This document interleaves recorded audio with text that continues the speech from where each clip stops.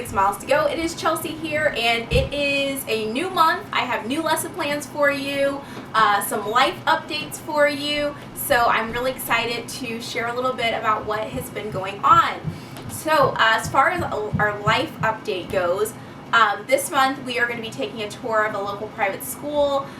We're kind of in limbo and on the fence as to whether we want to send our kids to private school full-time.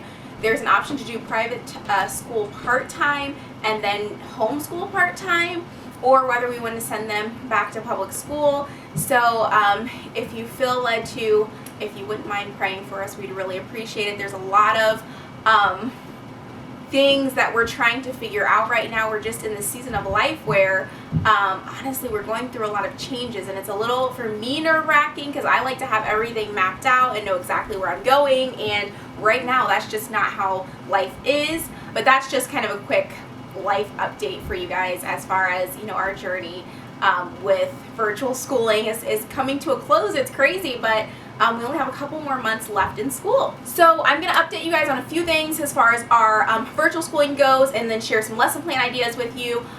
Schedule-wise, we've made some adjustments. So I shared with you guys last month that we moved our Bible time to the afternoons, and that was okay. I liked the idea of doing that as we kind of eased back into school after winter break, but it was really tough to kind of get back on track after lunch, I noticed.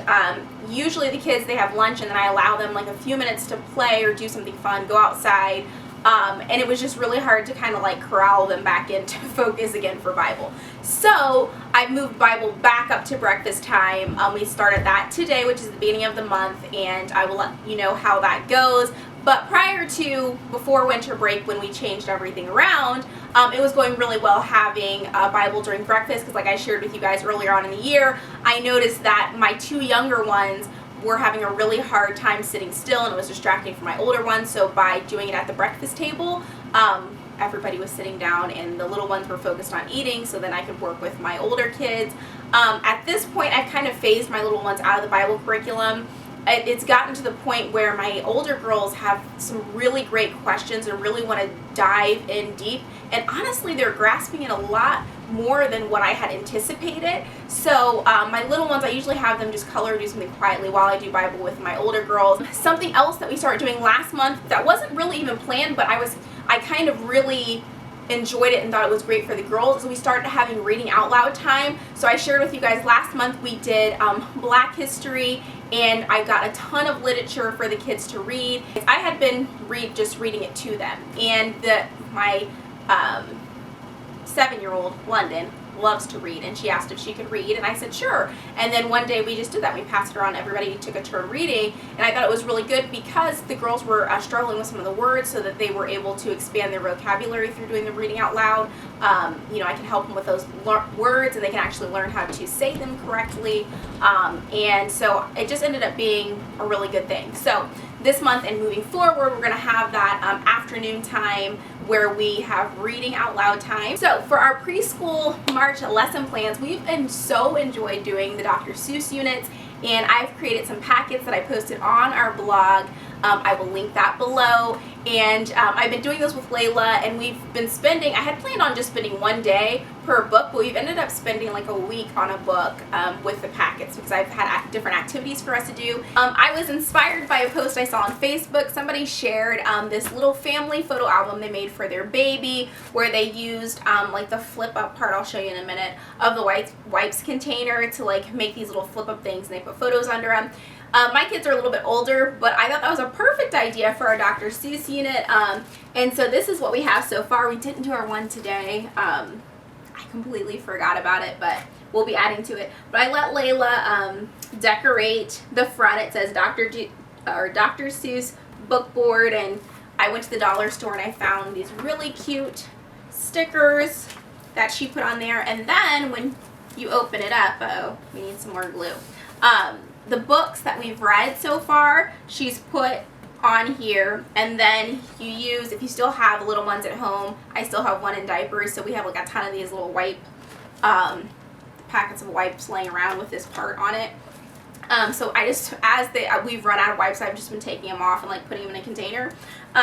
But then when you flip it up, she has like different things in here. Like this is 1 fish, 2 fish, red fish, blue fish, and she colored the background blue, and then we put some little fish under there, and Aiden really loves this too. Moving into the last part of the month, or the end of the month, we will then transition into a plant unit and a water unit where we integrate some science, because that's one of my favorite things to do in the summertime with my kids, is do some science units, because that's not something that they get a whole lot of in school, I've noticed, that hands-on type science stuff. And so I really love doing that in the summer with them, and I'm excited now that they're at home that we can do some of that in the spring. So we will be planting our garden as well this month, and into the beginning of next month we'll probably start planting a little bit.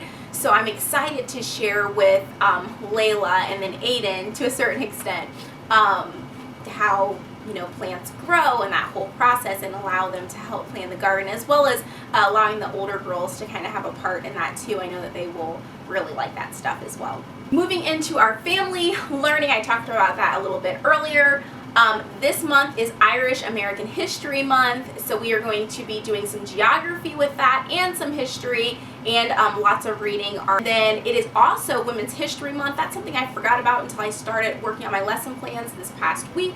And so I'm so excited for the girls to have the opportunity to study about influential women in history, and also the struggles that women have had throughout history. Since the beginning of the school year, after the kids have been done with their schoolwork, because I don't know how your school's virtual school program is going, but for ours, our kids are usually completely done with their schoolwork by like between 11 and noon. So it's super early. There's plenty of time to learn after that. And I think at the beginning of the year, they were super excited, and they're like, oh, we're just going to play the rest of the day. And I'm like, actually, no, I have some stuff for you to do. So we have, after we do our family learning unit, which is in the afternoons after lunchtime, then they have independent work, which I call afternoon work, that they do. And usually what I do is I check over their lessons a few days of the week and make sure that all of their work is done correctly. And if there's anything that they need to work on or correct, I let them know, and they work on that during their afternoon work. They also are required to read for 30 minutes. They have to pick one book every week that they read, and so Monday through Thursday they are reading those books for 30 minutes. They go through and they divide how many chapters that is per day, and then on Friday they have a book review that's due, and that's just a paper that they write up in their most neat handwriting to me, that I then check over and critique and give back to them to make corrections then for the following Monday. For their afternoon work, that's pretty much what they do. They do their 30 minutes of reading, their packets, their math flashcards, and then after that on to reading eggs. And I usually give them like a certain number of lessons, and then also the practice games that I want them to do, like the minute math game. And then after that they do their chores, which that's pretty much chores after their afternoon work has been pretty much what we've done since the beginning of the year. So I hope you have a wonderful March. Thanks for watching, and I'll see you next time.